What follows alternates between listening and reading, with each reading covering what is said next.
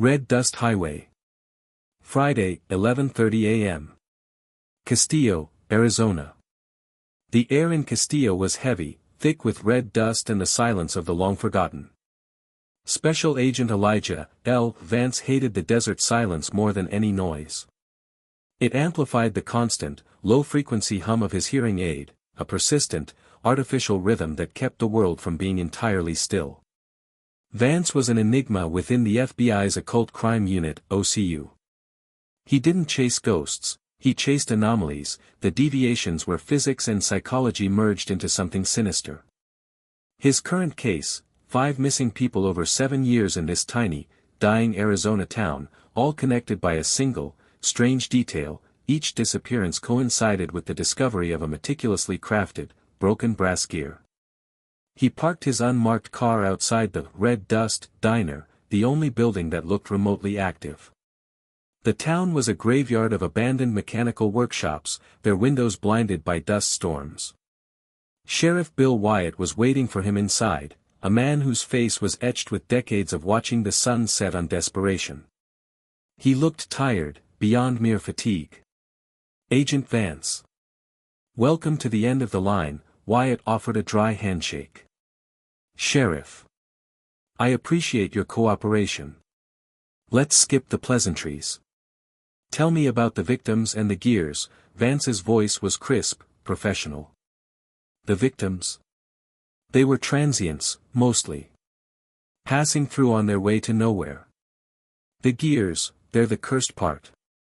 Every time someone vanished, poof, we found a gear where they last stood." Wyatt pulled out an evidence bag containing a piece of metal. It was a beautiful, small gear, polished and precise, but one tooth was jaggedly broken. "We have 5 of these. Each one has a specific inscription on the back, a date, a time. The first one, Lila Miller, vanished 7 years ago.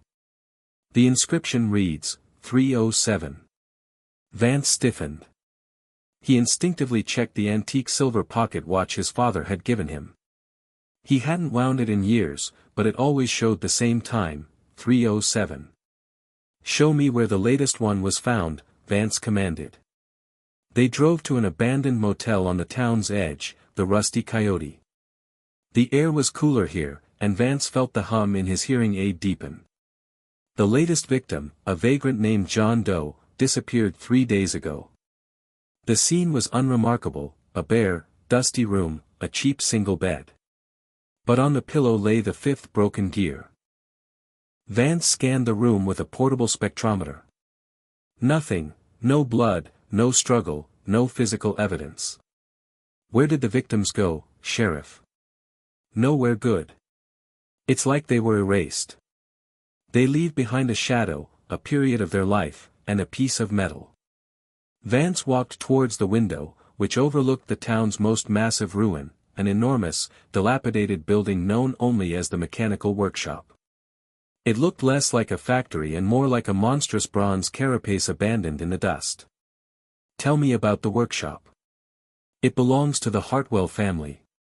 Samuel and George Hartwell. Clockmakers. They vanished in 1923, along with their wives and children. Just vanished. They were obsessed with time, believed they could capture it. Locals say the place is cursed, that the Hartwells are still working in there." Vance felt a chill, despite the heat. He knew the name Hartwell. A footnote in OCU's history, an archaic cult that believed the universe was a giant clock, and human lives were its gears. Vance focused his attention on the dusty windowsill. He saw a faint, almost invisible fingerprint in the red dust. He gently brushed the dust away and found a small, leather-bound book, half buried. It looked ancient. The title was embossed in worn gold lettering, "I Sign T." He opened it. The pages were blank, except for the last page. Scrawled in thin, frantic ink was a single word, repeated over and over, ending with a signature. "Shift. Shift. Shift. T. Sheriff, where are the other 5 gears?" "In my evidence locker." "I need them. All 5. Now. And I need a detailed blueprint of that workshop. Something tells me the man who leaves these gears, the weaver, is about to finish his project. Vance held the gear and the book. He checked his father's watch again. Still 3:07. He felt a dreadful certainty. He wasn't just investigating a crime, he was about to participate in a rhythm set decades ago. Chapter 2, The 3 Whole Gears. Friday, 3 p.m. Castillo Sheriff's Office. Back at the office, Vance studied the 5 broken gears. He laid them out next to the historical files on the Hartwell disappearances. 5 broken gears, Sheriff. And there were 5 people who vanished in the initial 1923 shift: Samuel, George, their wives, and 1 child. Total, 9. But you said only 5 people vanished in 1923. That's what the records say. But the Hartwell legend speaks of the mechanism needing 10 lives. Why 10? Vance ran a check on Lila Miller, the first victim. She was an amateur clock enthusiast who ran a small repair shop nearby before it closed down. He found a recent photo of her shop. Look at this, Bill, Vance pointed to a dusty shelf in the photo. She had 3 gears on display. They weren't broken. They were whole.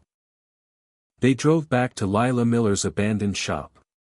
It was empty, save for dust and cobwebs. But inside a hidden compartment in a workbench, Vance found a velvet box. Inside were 3 perfectly preserved brass gears. Unlike the broken ones, these were inscribed with dates from 1923, right around the time of the Hartwell's disappearance. They were the most intricate pieces of clockwork Vance had ever seen. Why did the weaver leave these untouched? Wyatt wondered. Because they are the keys. They represent the 3 people the weaver needs to bring back: Samuel, George, and the missing child, Vance theorized, placing the gears in an evidence bag. 9 victims provide the rhythm. But these 3 provide the anchor. So, the weaver has the 9 broken gears, and now we have the 3 whole ones. Yes. We have his keys, but he still has the machine. And according to his note, he's ready. The final victim must be ready now. Vance felt his hearing aid hum violently. He looked at the blueprint of the mechanical workshop. It was massive, designed to house something enormous. The weaver isn't just a killer, Bill. He's a clockmaker. He's building something below that workshop. He's waiting for a specific time to complete his work.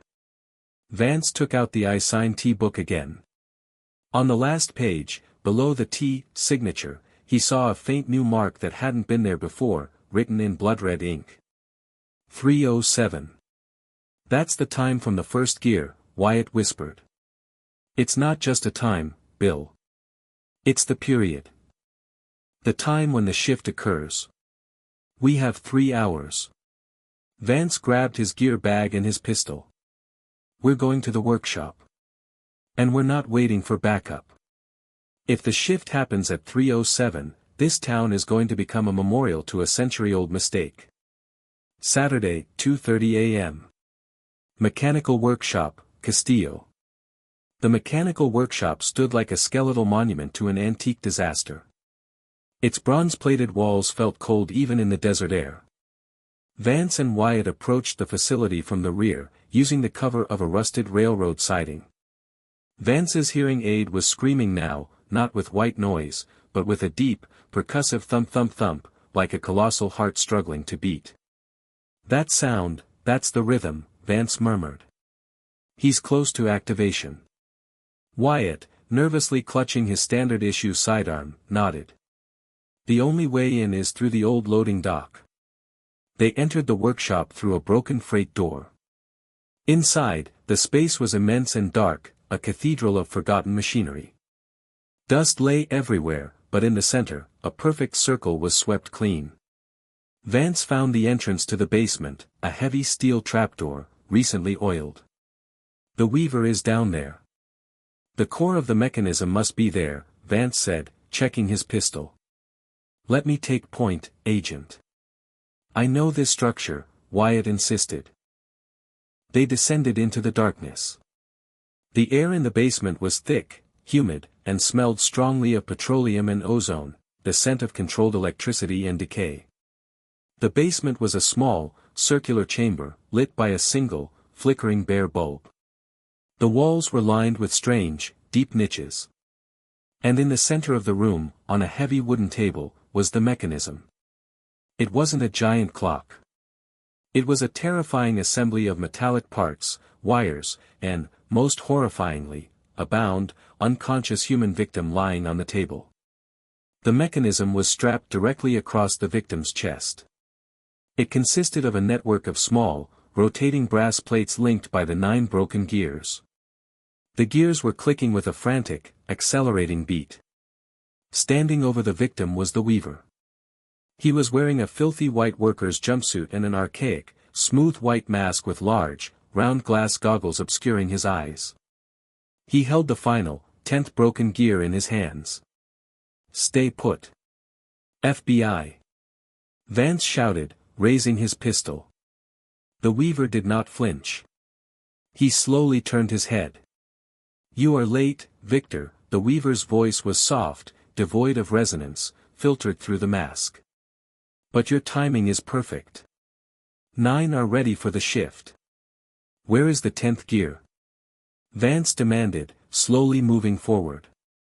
"You have 9 broken gears and 1 victim. That's 10. "No, Agent Vance. The victim is merely the conduit for the rhythm. The 10th gear is the whole one. And I know where you are keeping them." He pointed to a niche in the wall. Inside, Vance saw 9 figures, standing unnervingly still. They were the victims, Lila Miller and the others, but they weren't dead. They were statues, their skin polished bronze, their eyes wide with perpetual horror. They were perfectly preserved, frozen in time. The broken gears are the period, Agent. The frozen lives are the mechanism. But I need the 3 whole gears, the anchors, to open the way for the Hartwells to return from insane temporary. Vance realized his mistake. The 3 whole gears he held were meant to unanchor the shift, not enable it. "You're insane," Wyatt whispered, his voice shaking. "I am a clockmaker. I am restoring the cycle." The weaver retorted, his tone rising sharply. He turned back to the victim on the table. "The final victim provides the ultimate current. The 3 whole gears you brought will stabilize the arrival of my ancestors. You delivered the tools." The gears on the victim's chest began to rotate faster, and the familiar, nauseating scent of ozone filled the small room. Vance realized the horrifying timeline. He glanced at his father's watch. 3:06. He had less than 1 minute. "Drop the gear, Weaver." "I refuse. The shift requires a single, final click. The rhythm must be completed." He moved the final gear towards the assembly on the victim's chest. Vance aimed his weapon, but the angle was impossible without hitting the conduit. 3:07. "You are mistaken, Agent," the weaver repeated, his voice now a loud, triumphant whisper. "My weapon is rhythm. And it demands completion." Click. The room erupted in silence. The light bulb vanished. The air compressed. The shift began. Vance braced himself, feeling the world shatter around him. He saw shadows coalesce, the ghost of Samuel Hartwell, the founder, preparing to step out of the oblivion. For Elijah Vance, those 7 minutes spent in the basement felt like an hour, and the seconds that followed stretched into an eternity. He watched as the weaver, his face hidden by a mask and thick glasses, brought the final, 9th gear to the center of the mechanism on the bound victim's chest. "You are mistaken, Agent," the weaver repeated in his quiet, monotone voice. "My weapon is the rhythm. And it demands completion." There was no time for contemplation, for warnings, or even a shot in the air. Vance knew he couldn't shoot the weaver's chest without hitting the victim. He lowered his pistol, aiming for the hand holding the gear, but he was too late. Clack. The sound was faint, but utterly final. The sound of completion. In that instant, the basement exploded. It wasn't an explosion of gunpowder or fire, but an explosion of silence. The light bulb above the weaver's head didn't just go out, it vanished, turning into a black spot that immediately dissipated. The air compressed with an unholy force, emitting a sound like the shriek of huge, ancient metal being torn apart from within. El collapsed to his knees, covering his ears. He felt something breaking inside him, not bones, but his very internal orientation. The scent of ozone and iron became so concentrated that he tasted it on his tongue, a blood-like, metallic, sour flavor. Reality began to melt around him. The light from his dropped flashlight flickered on the floor. The floor was covered not just with red dust, but with sand. And this sand was moving. It swirled, but not upwards, but outwards, spreading in concentric circles from the central figure. Vance looked up at the weaver. The weaver stood motionless, his hands raised. Shadows hovered around him in the air. These weren't mere shadows from the light bulb, they were phantom images of objects and people who had existed here decades ago. El saw translucent figures passing through the weaver's body, a machine resembling a huge clock, chained to the floor, a man in an old-fashioned hat, standing before this machine and frantically writing something, and 3 children's shadows, huddled in a corner. The past and the present. The shift. El heard voices, but they were distorted, sounding as if spoken simultaneously in 1923 and the present. Cold, George. The cold of oblivion, whispered a child's voice. I can catch him, like a butterfly in a net, boomed Samuel Hartwell's voice. And then El felt an icy touch on his face. He raised his hand. Moisture was dripping from his cheek, but it wasn't his blood. He looked at the watch in his left hand. The watch had stopped. Exactly 3:07. But its case, silver a second ago, was now covered in rust, and then became silver again, repeating the cycle, fast, insane, back and forth through the decades. The Hartwell mechanism on the victim's chest vibrated, emitting a high, ultrasonic whistle that seemed to split his skull. And the victim. She instantly hardened. Her skin became smooth, like polished basalt. Vance saw life leaving her body, but not into death, but into freezing. Her eyes, wide with horror, became opaque, but in the depths of her pupils, where consciousness should have been reflected, El saw a tiny, shimmering symbol of infinity, $\infinity. She became the 6th statue, the 6th part of the mechanism. And at that moment, the weaver collapsed. The whirlwind of shadows subsided. The screeching stopped. The ordinary, dead silence of the basement returned, amplified by the eerie echo of what had just transpired. El struggled to his feet. He staggered, his head spinning. He approached the weaver, whose body lay on the floor, convulsing in slow, unnatural spasms. El tossed his pistol aside. He didn't need it. The weaver was broken. The agent tore the white mask and round goggles from the lunatic's face. Before him lay a face. Young. Very pale. And, most terrifyingly, familiar. Not from old case files, not from family photos. It was the face he saw in the mirror every morning. He ran a hand through his hair. No. He looked at the watch in his hand. It was ticking again. But. El, what's down there? Sheriff Wyatt's strained voice called from above, through the trapdoor. El turned away from the weaver and looked at the statue. 9 gears. The Hartwell family, 4, plus Lila Miller, 1, plus 5 bodies, 5, equals 10. 10 gears.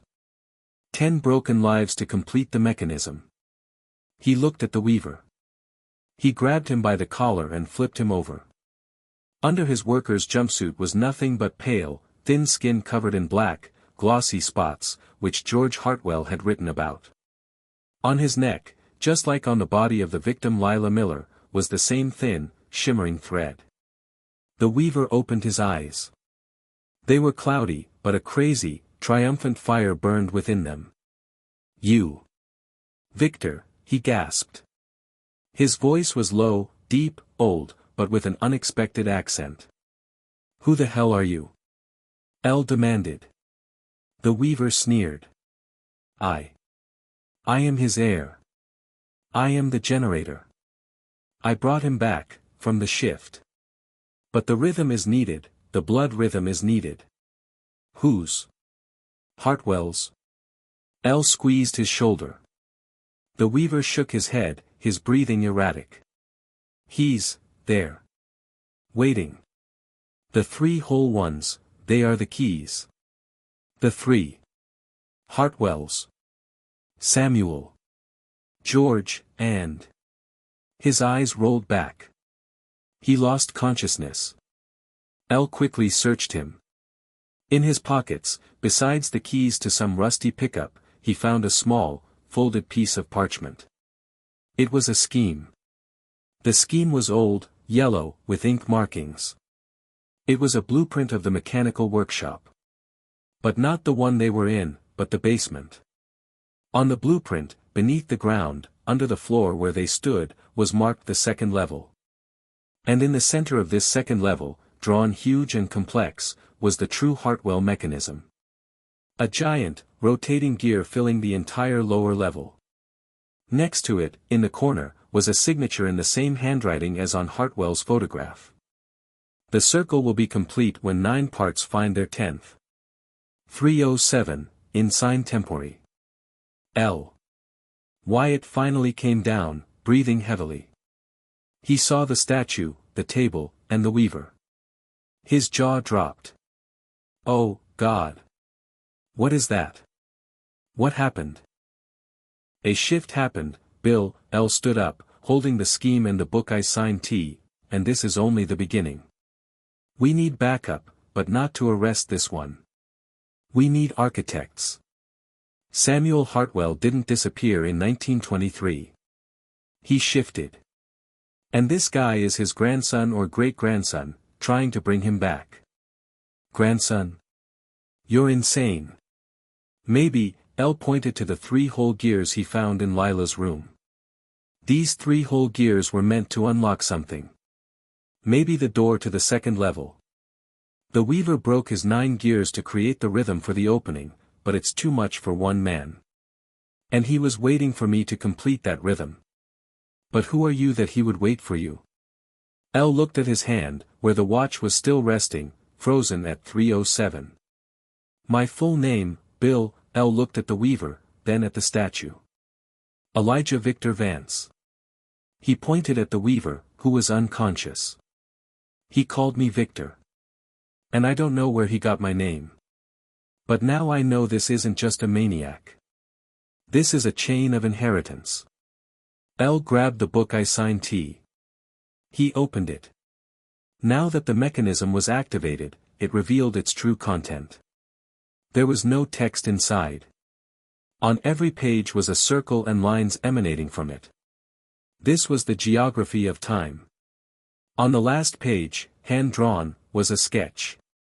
A sketch of the place where the mechanism would be completed. A sketch that Lila Miller drew in the motel, only with one difference. In the center of the room was no silhouette. But 9 chairs. Around them, 10. And in the 10th chair, separate from the 9, sat Victor. "Bill, we need to get out of here immediately. I think the rhythm isn't over yet." "And Castillo." At that moment, the ground beneath their feet trembled. Not a violent earthquake, but a pulsation. Very low frequency, like a heartbeat deep underground. Dust fell from the ceiling, and black, thick water began dripping from rusted pipes, smelling of rotten flowers and chloroform. Elle understood. The 10th chair wasn't meant for him as an observer. It was meant for him as the final gear. "Bill, run!" Elle shouted, grabbing the 3 whole gears from the table. The pulsation intensified, and the light bulb hanging on the wire flickered back on. It burned with an unnaturally bright, orange light, and then began to melt. El rushed toward the stairs, holding his pistol in one hand and the book and gears in the other. He knew he had to stop the second level. The weaver on the floor suddenly spoke, his voice sounding like a faint, cracked noise from an old radio. 307, the shift. 9 are in place. The 10th has arrived. Vance. El scrambled up the steps. He heard the screech of metal behind him. It wasn't rust, but the movement of the mechanism. Upstairs, by the trapdoor, Wyatt waited. Get in. Faster. El scrambled out, and Wyatt slammed the trapdoor shut with a crash. Call them, Bill. Call the FBI. Tell them we have, El paused, gasping for air. Tell them we have an active zone of temporal distortion. Wyatt, his face ashen, pulled out his radio. What is this place, El? It's not a place, Bill. It's time. And it just caught us. Fine red dust began rising from the ground they stood on. It wasn't being scattered by the wind. It rose vertically, like smoke from an invisible fire, gathering into a huge, unseen column. At that moment, in the distance, a faint sound was heard. Tick. Very loud. Very close. El turned around. Where the rusty coyote was, the lights went out. And in the darkness, among the half-ruined buildings, he saw a figure. A thin, tall silhouette. He stood as if oblivious to the dust vortex. He was dressed in an old, vintage suit. And he wore a hat. Samuel Hartwell. He was looking at them, and in his hand was a long, thin object. A metronome. Hartwell raised it. Tick. Tick. Tick. The rhythm accelerated. Hartwell. But he vanished in 1923. Wyatt whispered. No, Bill. He didn't vanish. He stepped out. And now he's back to claim his own. And he's not alone, El pointed to the roof of the workshop. On the edge of the roof stood 9 statues. 9 naked, hardened figures, including Lila Miller. And they were all looking at them. The Hartwell mechanism was on the roof, Saturday, 3:08 a.m. Mechanical workshop roof, Castillo. The air was vibrating with the accelerating tick-tock of Samuel Hartwell's metronome. The red dust swirled upward, forming a column that vanished into the starless, pulsating night sky. Vance knew they were seconds from being absorbed by the shift. He grabbed Wyatt's arm. The mechanism is up there. On the roof. El pointed at the 9 bronze statues lined up on the edge of the building. It's a distraction. A focus point. Why would he put it on the roof? Hartwell isn't interested in the basement. He wants the sky. The shift must be visible. Vance ignored the vertigo and the pounding in his ears. He raced up the exterior fire escape, with Wyatt struggling to keep pace. The 3 whole gears he carried felt heavy and cold, their brass surfaces tingling with localized temporal energy. When they reached the roof, the sight was surreal. The 9 statues stood arranged in a perfect semicircle. Strapped across the back of each statue was a section of the mechanism, its broken gears clicking furiously.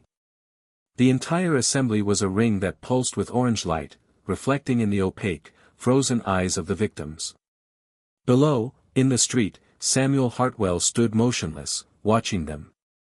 His metronome kept the deadly beat. He's controlling the rhythm. Vance shouted over the mechanical cacophony. We need to break the connection. He looked at the 3 whole gears. They were the anchors for the 3 missing Hartwells from 1923, Samuel, George, and the child. The weaver intended to use these to replace the missing parts of the original family, thereby stabilizing the arrival of the entities.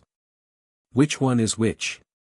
Wyatt yelled, aiming his pistol at the mechanism, but unwilling to shoot the frozen victims. They are not mechanical anchors, Bill. They are emotional. Vance realized. One for the inventor, Samuel, one for the builder, George, and one for the innocent, the child. He ran to the center of the semicircle. He saw 3 empty, small bronze slots embedded in the roof itself, corresponding to the Hartwell brothers' original positions in the mechanism. Vance held up the gears. He had to gamble. He chose the largest, most intricately carved gear, the inventor's gear, and slammed it into the central slot. Bzzzzzzzt. A flash of violet lightning erupted from the slot.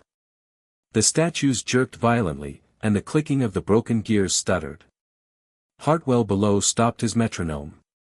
A voice, old and authoritative, boomed not through the air, but inside Vance's head. "You dare interfere, Victor?" "That's Samuel Hartwell." Vance gasped. The silhouette of Hartwell below began to climb the fire escape, moving with impossible speed. Vance quickly selected the second gear, slightly smaller and rougher, the builder's gear, and slammed it into the second slot. Whumph!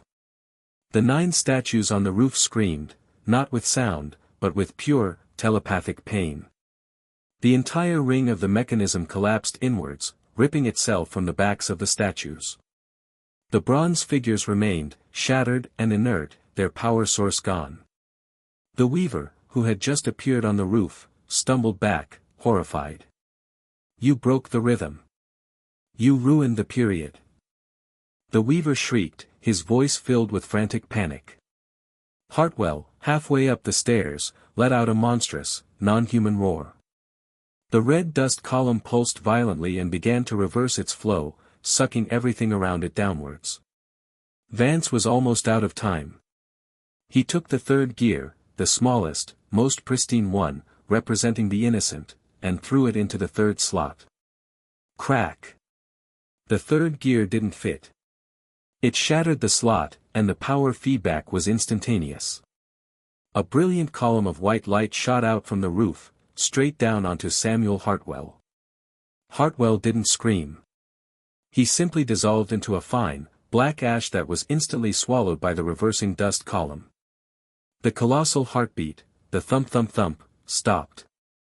The red dust fell instantly, covering the roof and the street in a thick, suffocating blanket. Silence returned. Absolute, deafening silence. Vance stood amidst the wreckage, breathing heavily. "It's over," he whispered. The weaver laughed, a dry, bitter sound. "Over? No, Victor. You did exactly what I needed. You eliminated the threat. Samuel was too powerful, he would have destroyed the whole town in his chaotic shift. I merely wanted the keys to the real mechanism." The weaver reached into his jumpsuit and pulled out a small, metallic object that Vance recognized as a personal temporal regulator. The mechanism on the roof was the decoy. The real one is the giant gear on the second level. And it requires a pure rhythm. Something only I can provide. Thank you for clearing the path. The weaver activated the device. A small, orange vortex opened next to him, spinning rapidly. "Find me, if you can. I'm going to find the blood rhythm in New Mexico." He stepped into the vortex and vanished, leaving behind only the blueprint of the second level. Vance rushed forward, but the vortex winked out. Vance picked up the blueprint. Under the sketch of the giant gear, the weaver had scrawled a note in his manic handwriting. 7 depths mine. The blood rhythm awaits the 10th gear. Vance looked at the silent, dust-covered town. He had won the battle, but lost the war. "Bill, where's that mine?" "Monday, 10 a.m. I-40 Highway, Northern Arizona." Castillo was behind them, buried under the debris of the mechanical workshop and cordoned off by federal agents whom Sheriff Wyatt had finally managed to call, describing the event as a technological disaster with temporal side effects. Elijah Vance knew that this thin ice wouldn't hold for long, but the time was enough. Now they were driving in the sheriff's old, beat-up pickup truck, heading southeast toward New Mexico. The sun was high, turning the desert into a golden-red expanse. Elle sat in the passenger seat, holding the I-Sign T book and the scheme retrieved from the weaver's pockets. The scheme was not only a blueprint of the second level beneath the workshop but also a very old, faded map of New Mexico mines. The Seven Depths Mine. "I've never heard of it," Wyatt muttered, gripping the steering wheel. His face, ashen in the morning, was now focused, but bore the mark of the horror they had endured. He looked 10 years older. "It's a closed mine, Bill. Known only to locals. It was abandoned after a collapse in 1925. And Hartwell shifted in 1923, L. traced his finger over the scheme. George Hartwell, Samuel's brother, wrote in his diary about the boundary, the symbol of the circle and the cross, which I saw on the flywheel. He described it as a place where the Hartwell legacy will find its blood rhythm. Blood rhythm. What the hell is that? Another clockwork mechanism that demands sacrifice. L. shook his head. I think it's not just murder. It's a connection. In the diaries, Hartwell mentioned that their ancestors practiced synchronization with the Great Cycle long before they created the mechanism. For them, time is not a line, but blood, flowing through the world's veins. The blood of an heir, introduced into the mechanism at a specific moment, makes it eternal. Vance sighed heavily. He felt his connection to the case becoming increasingly personal and ominous. He was Victor, but why? We need to understand who the Weaver is. He called me Victor. And he is the heir. He must be a Hartwell. L. took out his old, battered laptop, connected to satellite internet. The Hartwell family had been thoroughly investigated by the FBI after the disappearance of the 5 bodies, but no trace of descendants, besides a few distant cousins, was ever found. George and Samuel Hartwell lived in Castillo. Samuel had no children, he was obsessed with the machine. George had a wife and, according to records, one child who disappeared with them in 1923. So that's the 2 missing gears you spoke of. His child and wife. But the Weaver. He's young. Yes. And that doesn't fit the timeline. If George's child ran away, they should be nearly 100 years old. L. began searching records for George Hartwell, using the names of his wife and child. Wife's name, Esther Hartwell. Child's name, Noah. All 3 disappeared on September 23, 1923. Wait, L. stopped, his eyes darting across an old Arizona census record. George and Esther Hartwell had more than one child. They had a daughter, born in 1920. Her name was Noemi. But in the records, she is listed as missing. Maybe she escaped. Wyatt suggested. She was 3 years old at the time. Doesn't sound like an escape. But the fact is, in 1923, when the shift happened, 3 people disappeared, Samuel, George, and his wife Esther. But there's no mention of Noemi in the local papers. As if she never existed. Vance quickly found information about Noemi Hartwell in a database. Her name suddenly appeared in old New Mexico medical records from the 1930s. Noemi Hartwell was placed in a New Mexico orphanage in 1932. Adopted in 1935 by the family. Thornton. L. felt his throat tighten. Thornton. It was the name he heard in his dream when he first arrived in Castillo. The Weaver. Bill, his name might be Thornton. He quickly cross-referenced Noemi Thornton. She lived a long, quiet life in New Mexico and died in 2008. She had one son. Here it is. Noemi Thornton's son, George Hartwell's grandson. His name is Isaac Thornton. Date of birth, 1968.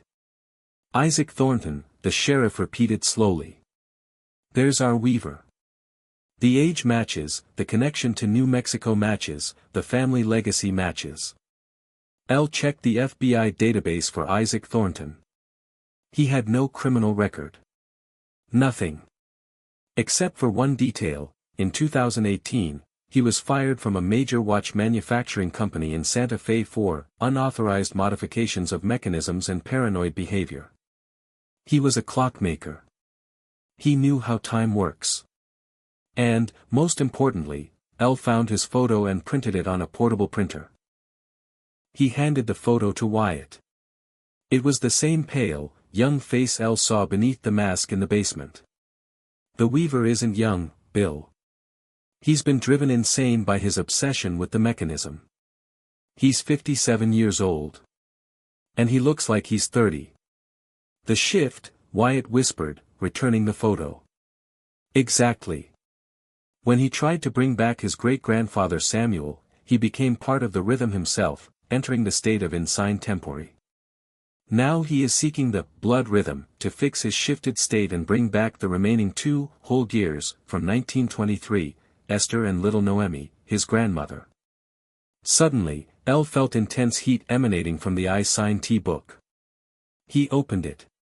In the center of the last page, where the mark T had been earlier, a new word appeared, written in something that looked like dried blood. Victor. Why does he call me that? I'm not a Hartwell. Elle gripped his head. My father. Your father is Professor Robert Vance. A scientist, Wyatt reminded him. Yes, but. My father studied ancient chronometers that could alter time, before he was expelled from the university. He was obsessed with the rhythm. And he always called me his best creation. Elle frantically began recalling his childhood, when his father gave him complex mechanisms and books about time, not toys. And he always said, "You are Victor. You are the conqueror of time." I need to check something. Elle opened the compartment of his pistol, where a spare magazine lay. He didn't take it. He took out an old, tarnished coin he always carried with him. It was a gift from his father. On one side was a profile, and on the other, a circle and a cross. The symbol of the boundary. My father, Bill. He was familiar with the Hartwells. He was obsessed with their work. Perhaps he was the Weaver's accomplice. He looked at the mine scheme. The 7 Depths mine was located 40 miles north of Santa Fe, in the Sangre de Cristo mountain range. Blood of Christ.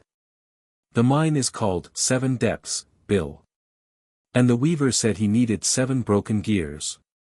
7 years he evaded capture. 7 depths. 7 is the period for him. And he's there. Vance closed the book, his gaze hardened. Now we have a name. Now we have a location. Isaac Thornton. The 7 Depths mine. We have to get there before he completes his blood rhythm and opens the gate for his family. Otherwise, the shift will consume not one town, but the entire state. They reached New Mexico by evening. The landscape had changed, red dust was replaced by rocky, pine-covered mountains and cool, dry air. The 7 Depths mine was in the middle of nowhere, at the base of a forested hill. The entrance to the mine was sealed with a rusty chain and an old, dilapidated sign, "No trespassing. Danger." In front of the mine stood the same rusty, old pickup truck, the keys to which Elle found on the Weaver. Isaac Thornton was here. Wyatt parked his vehicle behind a grove of trees. We can't go in alone, Elle. We need to wait for backup. There's no time, Bill. Elle pulled out his pistol. We've already seen what Hartwell does when his rhythm is disrupted. He can undo an entire reality. The Weaver is on the verge of completion. And what are we going to do when we find him? We will find what he called the true mechanism, the giant gear. And we will do the same thing as on the roof, we will find its anchors and knock it out of the rhythm. They approached the mine entrance. The chain had been cut. A chill emanated from the mine, but not a mountain chill, it was something unnatural, heavy, with the smell of ozone and sulfur. The tunnel was narrow, the wooden supports rotted. Elle turned on his powerful flashlight. Bill, stay behind. If something goes wrong, you need to get out and call the team. I'm with you, Elle, the sheriff nodded, despite his age and fear. I don't have an FBI badge, but I have a duty to Castillo. And to this whole damned desert. They entered the mine. Immediately, L noticed scratched symbols on the walls and wooden beams. The same circle and cross, the boundary. And repeating numbers, 307. And 7. They walked deep underground. The mine was abandoned, but the air held the scent of fresh machine oil. The weaver had been here recently. After a few minutes, the tunnel widened, leading them into a vast, natural cavern. In the center of the cave stood an old, rusted, but still functioning mine elevator. Next to the elevator, on the wall, L saw a large scheme drawn in charcoal. This was the second level. The giant gear. And beneath it, a signature, 7 depths. The place where the blood rhythm found its period. The elevator was old, but L saw that its chain was lubricated. He went down. We have no choice, Bill. They entered the rusty elevator cage. L pressed the down button. The elevator began its descent with a horrible, grinding noise. The deeper they went, the stronger the ozone smell became. L felt the familiar pressure in his ears. Finally, the elevator stopped. They were at the bottom. This was not a basement, but a massive hall carved into the rock. It was illuminated by hundreds of candles scattered across the floor, but their light was dim and sickly, more like yellow rot. In the center of the hall, occupying all the space, stood the true Hartwell mechanism. It was not just a machine. It was a giant gear, made of polished bronze, 30 feet high. It was chained to the floor and ceiling by thick ropes, but it wasn't rotating. It was vibrating. Its surface was covered with 1,000 tiny runes, pulsing with a faint orange glow. Around the gear, in a perfect semicircle, stood 7 empty pedestals. Not 9. 7.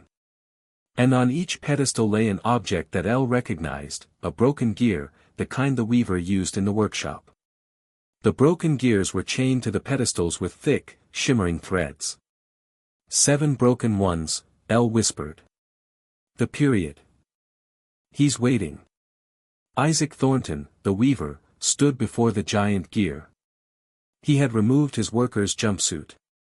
He was wearing the same vintage suit as Samuel Hartwell. He held a long, ceremonial knife in his hand, its blade covered with a black, glossy substance. In front of him, tied to a massive table, lay a person. Bill. That's my son, the sheriff whispered. The bound person was not Victor Vance. It was John Wyatt, the sheriff's son, whom they had been searching for at the very beginning of this nightmare. His eyes were closed, he was unconscious. Sheriff Wyatt, Agent Vance, the weaver's voice was now clear, strong, without the rasp. You came. Perfect. Victor. You were meant to be my final gear, and your blood was supposed to complete the cycle, but I found something better. The blood rhythm requires pure blood of the air, unspoiled by my own shift. He pointed at the sheriff's son. 7 years ago, when I first came to Castillo, I realized I needed something that was anchored to this place. John Wyatt, his family has lived here since 1920. He is the pure period of Castillo. His blood will connect the giant gear to the earth and forever stabilize the rhythm.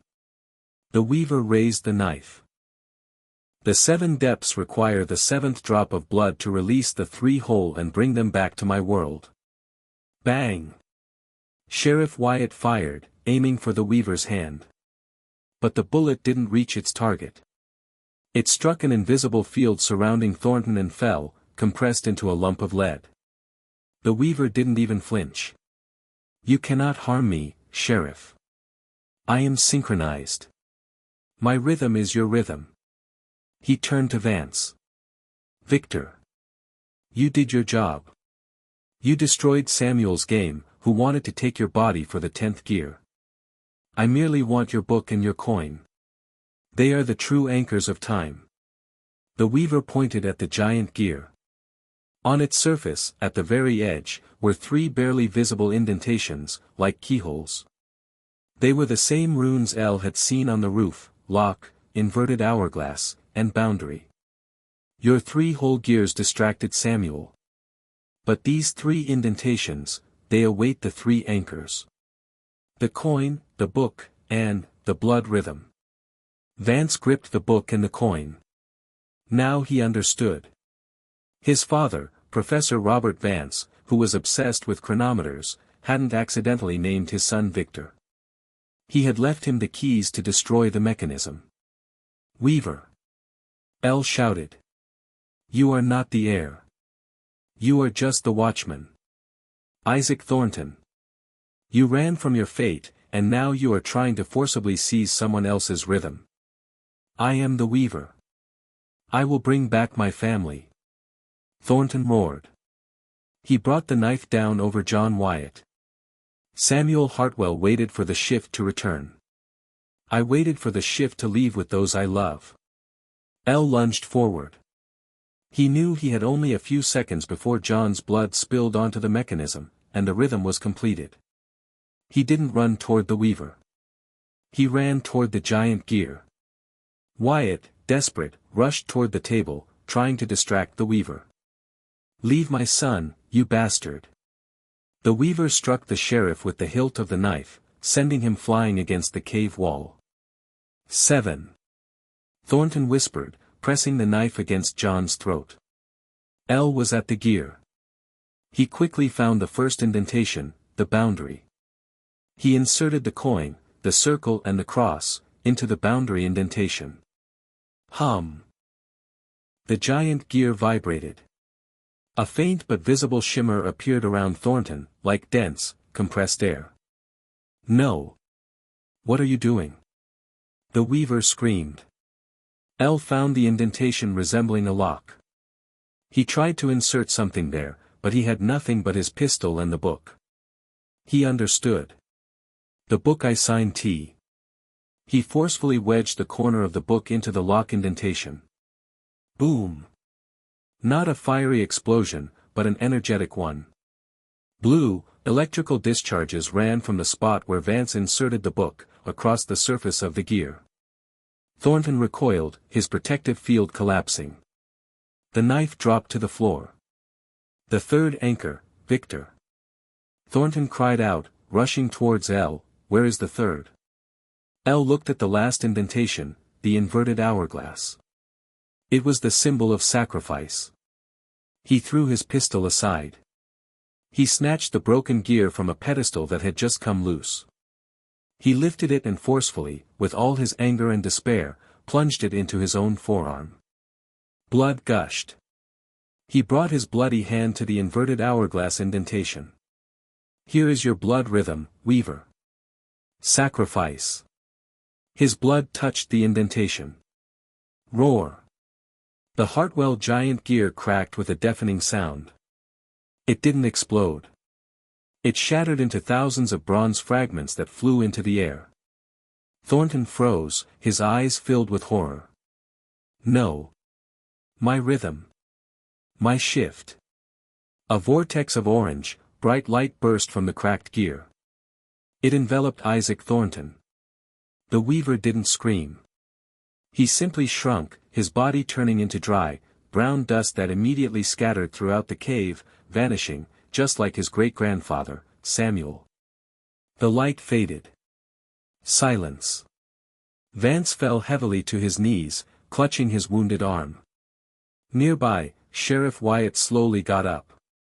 He rushed to his son. John was alive but unconscious. Elle. You did it. Elle nodded. He looked at his hand. The coin and the book were in place. He opened the book. It was empty. I signed T, outside of time. Now that the mechanism was destroyed, time had returned to its place. But on the last page, in the spot where he had plunged it into the gear, new, dry, thin handwriting appeared. It wasn't the weaver's handwriting. It was the handwriting of his father, Robert Vance. Victor. I knew you would find the keys. The boundary is closed. But time always has a recoil. Isaac Thornton was just a period. The real cycle begins when 10 parts are collected. You are not finished. You have only begun. Go to the old laboratory. There, you will find yourself. L felt his hearing aid whirring again, emitting the familiar, soft hum. He looked at the sheriff. Bill, we need to get out. And I need to find my father's old laboratory. I think he didn't just know the Hartwells. He was the 10th. Monday, 10 p.m. 7 Depths Mine, New Mexico. The silence in the cavern was deafening after the collapse of the giant gear. Vance sat on the cold stone, pressing his bloodied hand against his chest, trying to stem the flow. His hearing aid, which the weaver had once stolen, whirred again, filling his head with white noise.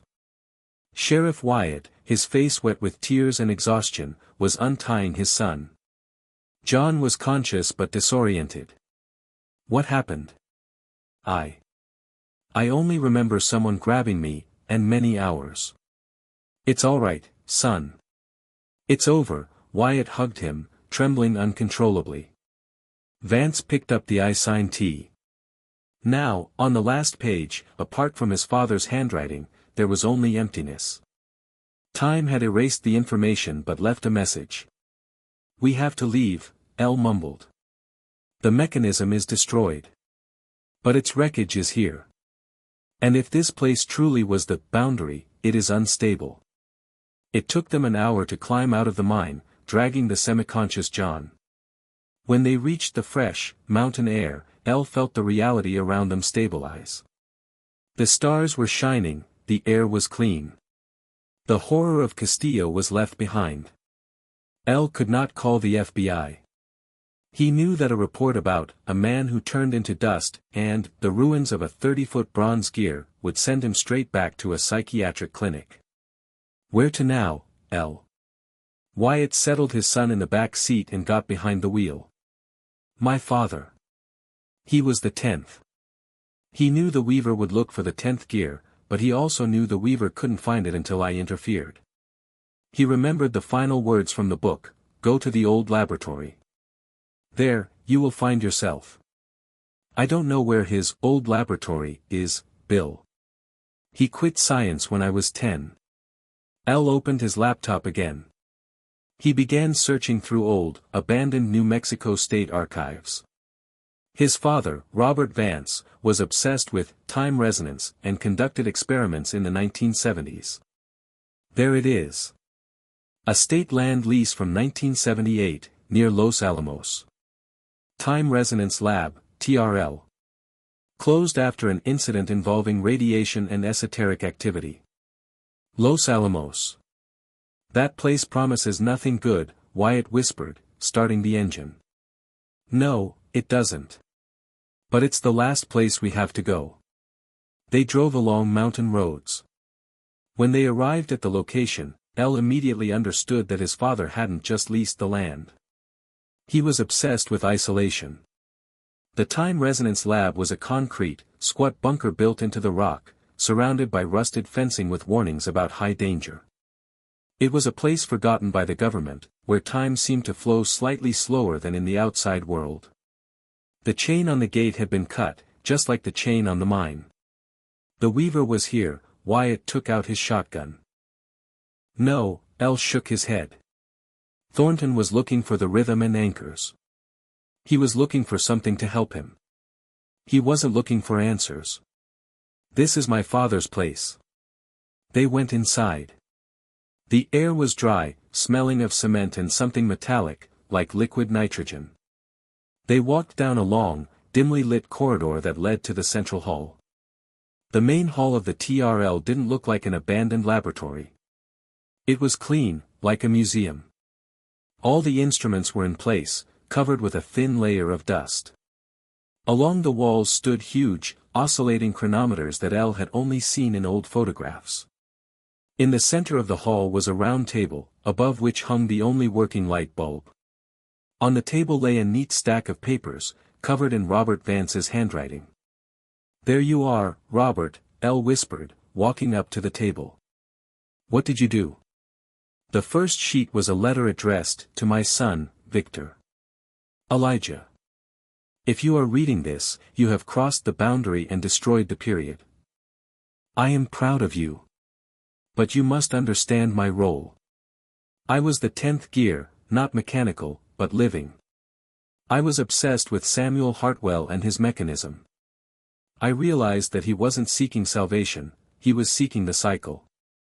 His goal wasn't just to return to 1923, but to open a passage between insane temporary and our reality so that his brother George and his family could return, but not as humans, but as unstable entities, the very ones you hunted in Castillo. I knew that only an absolute anchor could stop him. I spent decades studying the mechanism. I knew Hartwell made 9 mistakes, 9 sacrifices, 9 broken gears. The 10th gear had to be whole and outside of time. I needed Victor, the conqueror of time. L felt sick. He turned the page. The next document was a medical report from 1980, when L was 5 years old. The document title, Resonance Anchoring Trial, Subject, Elijah Vance, Victor. Results, Success. Father, L clenched his jaw. What is it, L? Wyatt came closer, tension etched on his face. When I was 5, I had an accident in his lab. I only remember the light and the humming. I thought that's why I lost my hearing and had to wear a hearing aid. L looked up at the sheriff. He didn't lie about the aid. But it wasn't so I could hear. He read the report. Using the resonance chronometer, a small version of the gear, I subjected Elijah to a controlled microshift at the age of 5.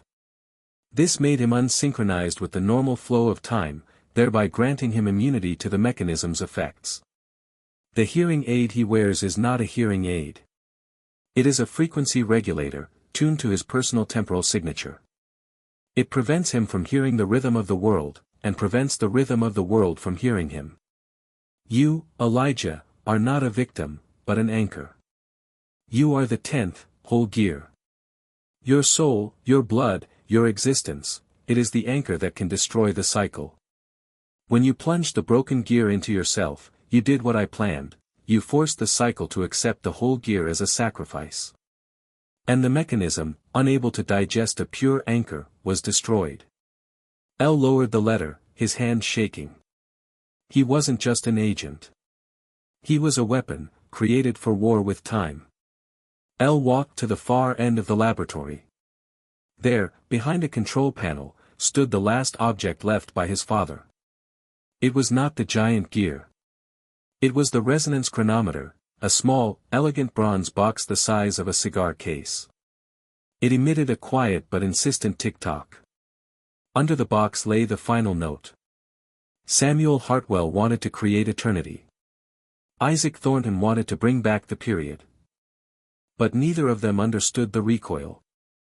The mechanism is destroyed, but the idea is alive. If someone tries to create a new gear, the cycle will begin again. It is inevitable. But you, Victor, have the key. This resonance chronometer is the only mechanism that can track a shift. It cannot create one, but it can warn of one. Now you, Elijah, must make a decision. You can destroy this chronometer, and then you will return to a normal life. You will live. But you will live without knowing when or where the cycle will begin again, or if you can stop it. Or you can keep it. And then you can never leave this war. You will be the watchman. This is your legacy, son. You are the 10th gear that holds the entire world anchored. Decide. Vance looked at the chronometer. It was beautiful, yet sinister. He felt its quiet hum, its promise of knowledge and burden. He looked at Sheriff Wyatt, who was still embracing his son, relieved that John was safe. Wyatt had found his world again, his period. L took the chronometer. He did not smash it. I can't just leave, he whispered, feeling the weight of the bronze box.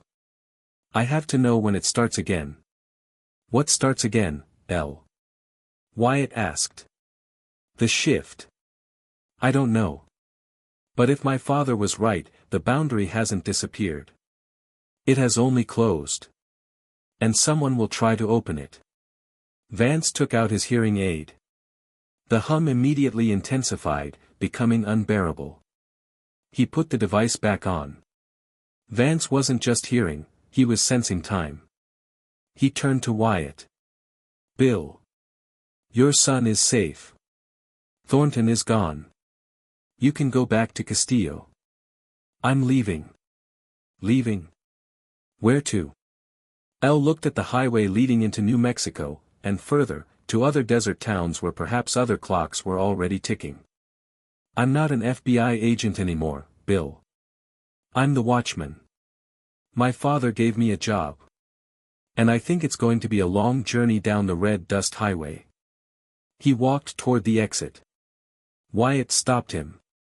"Your hand, El. You're bleeding." "It's not so bad," El smiled faintly. "The blood rhythm is complete. Now I am in sine tempore. Now time is on my side." El walked out of the bunker. The morning sun of New Mexico bathed the mountains. He felt whole, but utterly alone. In his pocket lay the resonance chronometer, counting not seconds, but possibilities. He knew that this path was a cycle without end, and he was its eternal victor. The end.